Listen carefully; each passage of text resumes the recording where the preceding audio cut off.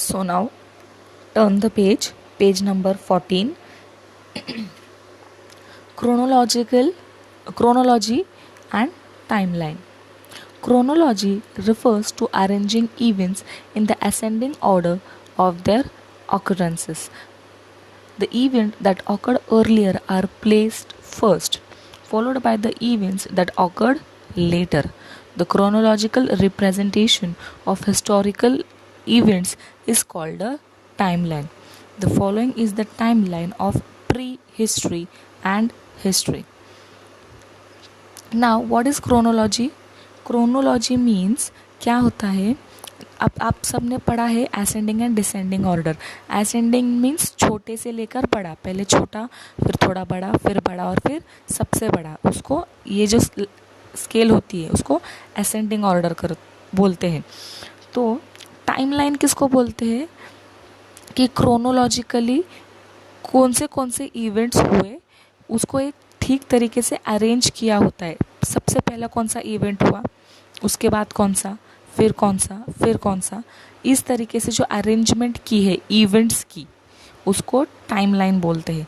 The following is the timeline of pre history and history. So नीचे जो ये table दिया गया है, ये डायग्राम, वो प्री हिस्ट्री में जो टाइमलाइन है किसकी?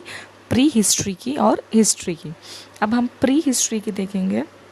3 million years to 3000 BCE, before Christ era. BC का full form Palaeolithic Neolithic. 3 million 1000 CE, that is common era. Use of fire 1 million BCE.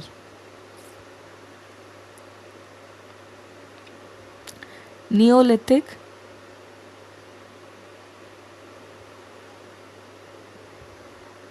Then first human species 2.5 million BC. ये जो सारा table है वो कुछ it's nothing but a timeline कि पहले क्या हुआ प्री हिस्ट्री में और हिस्ट्री में. So this you have to see and study. Next, looking back. While writing dates in history, we use 2 abbreviations. अभी मैंने बोला फुल फॉर्म एब्रीविएशंस. उसके फर्स्ट इज BCE. BCE को BC भी बोलते हैं एंड CE को AD भी बोलते हैं. तो अगर एग्ज़ाम में या कहीं पे CE के अलावा AD आया तो कंफ्यूज नहीं होना है. दोनों में से कोई भी वर्ड यूज़ कर सकते हैं, BCE या फिर BC एंड CE या फिर AD. Okay, now let's see what is the full form of the abbreviations. Before Christ, मैंने अभी बोला BC मतलब बिफोर क्राइस्ट और before common era. The abbreviation BC stands for before Christ, is used to represent the period before the birth of Jesus Christ. The years before the birth of Christ are written backwards. For example, the year 20 comes before the year 16. Some historians use the abbreviation BCE instead of BC. So before Christ का full form क्या है? BCE का full form क्या है? Before Christ era.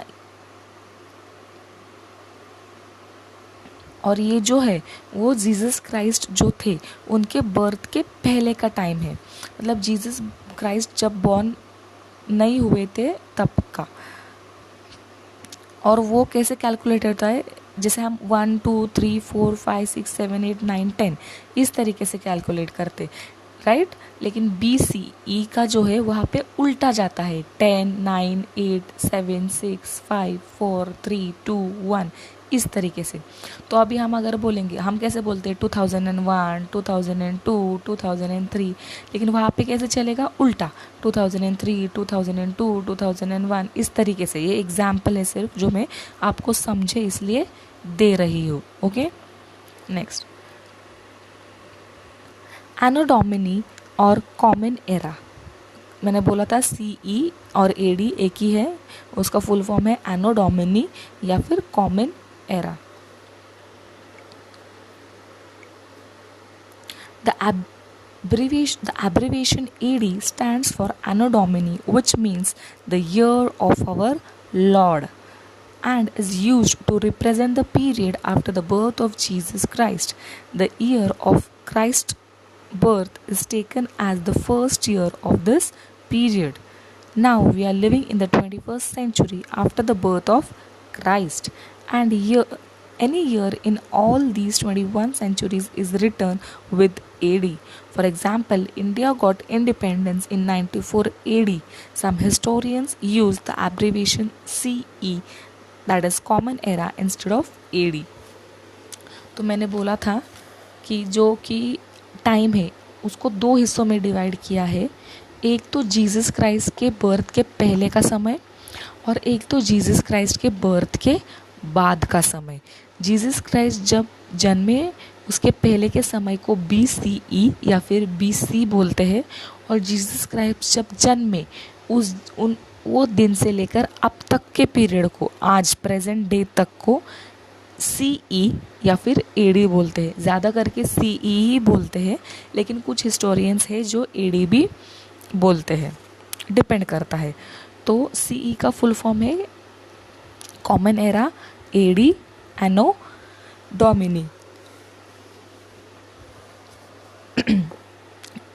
Common era तब से चालू हुआ जब से जीसस क्राइस्ट बॉर्न हुए, उस दिन से लेकर अब तक के समय को कॉमन एरा बोलते हैं. और इस समय में जीसस क्राइस्ट जब बॉर्न हुए तब से लेकर अब तक कितने सेंचुरीज हुए हैं? 21 सेंचुरी. और आज हम 21st सेंचुरी में जी रहे हैं. ओके, सो इंडिया को इंडिपेंडेंस कब मिला? कॉमन एरा में, क्योंकि वो कब हुआ? जीसस क्राइस्ट के जन्म के बाद. Got it? Next, circa. The word circa or its abbreviated form CA is used to mention the period of those events for which exact dates of occurrence are not known. For example, we mention the date of building of the Great Pyramid of Pharaoh Khufu as circa 2550 because the exact period spanning several years of its construction is not known. So क्या है, एक country है Egypt करके, वहाँ पे जो Kings रहते हैं उनको फारो बोलते हैं. यस, जैसे हमारे यहाँ पे राजा, महाराजा, छत्रपति, ये जो नाम से, वैसे इजिप्ट में फारो करके बुलाते थे. सो वहाँ पे एक राजा थे कुफू करके, तो उन्होंने एक पिरामिड बांधा था, the great pyramid of Pharaoh Khufu करके वो फेमस है. तो वो बिल्डिंग कंस्ट्रक्शन, उसका एग्जैक्ट डेट पता नहीं है, तो उसको सरका करके कंसिडर करते हैं. अब सरका मतलब क्या? कि एक कुछ चीज़ घटी जा गई, हो चुकी है, पास्ट में घट चुकी है, हिस्ट्री बन गई है, बट उसका एग्जैक्ट डेट हमको पता नहीं होता है, तो उस इवेंट्स के लिए सरका नाम दिया गया है क्योंकि एग्जैक्ट डेट पता नहीं होती है. Next, sources of history. Historians and archaeologists study history by analyzing the objects and remains left by the people who lived or the societies that existed hundreds or thousands of years ago. The science of exploring and excavating the remains of the past is called archaeology. The people who pursue archaeology are known as archaeologists. Okay, so sources of history. सबसे पहले sources of history मतलब क्या? So history तो हमको पता है पिछले ज़माने में, मतलब जो कुछ भी पास्ट में हो चुका है उसको हिस्ट्री बोलते हैं. सोर्सेज मीन्स जहाँ से हमको उसके बारे में पता चलता है. ऐसी कौन सी चीज़ें हैं जहाँ से हमको हिस्ट्री के बारे में पता चलता है, उसको सोर्सेज बोलते हैं. मतलब किस चीज़ से मिलता है, जैसे कि सनलाइट, जैसे कि light.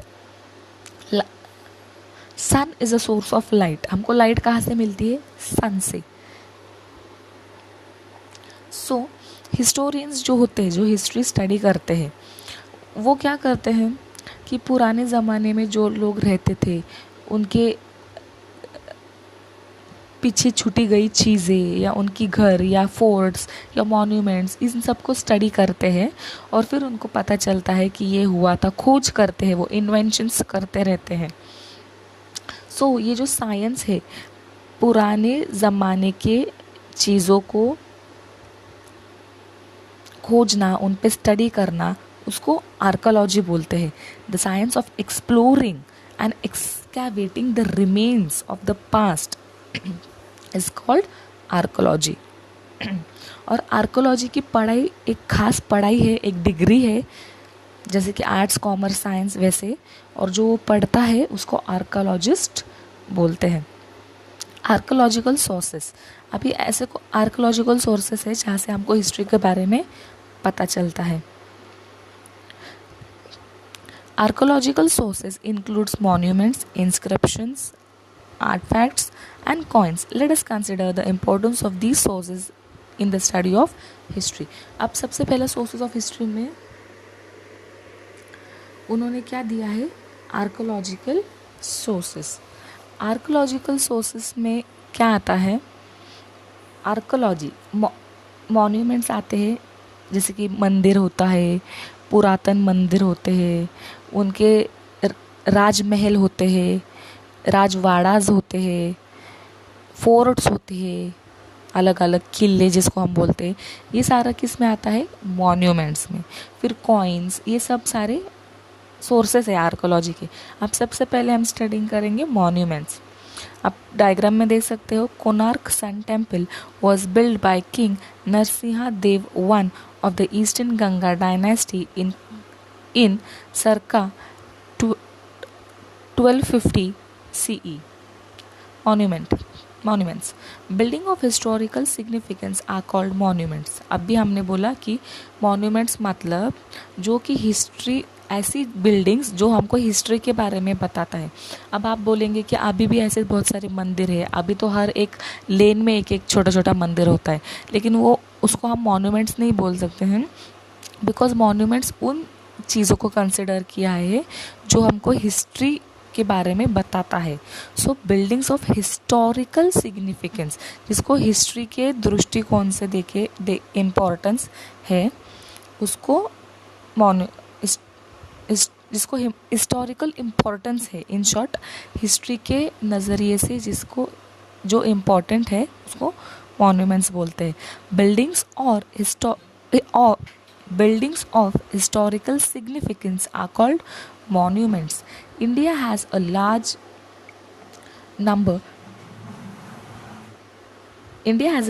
number of monuments such as palaces, forts, temples, mosques and tombs.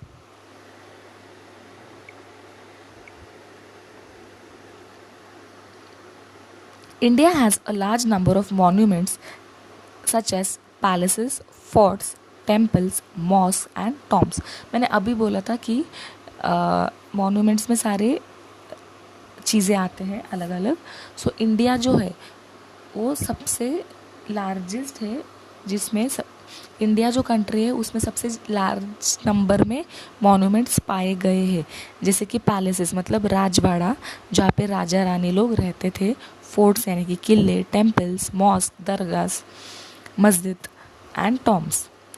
Their architecture bears the influences of social, religious and cultural life of the people of that era. और वो जो मॉन्यूमेंट्स, वो जो forts, वो जो temples होते थे, उनको देखकर हमको उन ज़माने में जो लोग थे जो वहाँ पे रह चुके हैं उनके बारे में एक आइडिया मिलती है। So architecture is also a means to understand various aspects of the life of people during a period of the history. सो क्या होता है, वो जो बिल्डिंग्स है उनकी डिज़ाइन, वो सब उनका स्ट्रक्चर देख के हमको पता चलता है कि उस ज़माने के लोग कैसे होते होंगे। Sanchi stupa, Konark sun temple, Taj Mahal and Ajanta caves are some notable monuments of India. So ये कुछ मॉन्यूमेंट्स के नाम दिए हैं जो कि बहुत फेमस है हिस्ट्री में।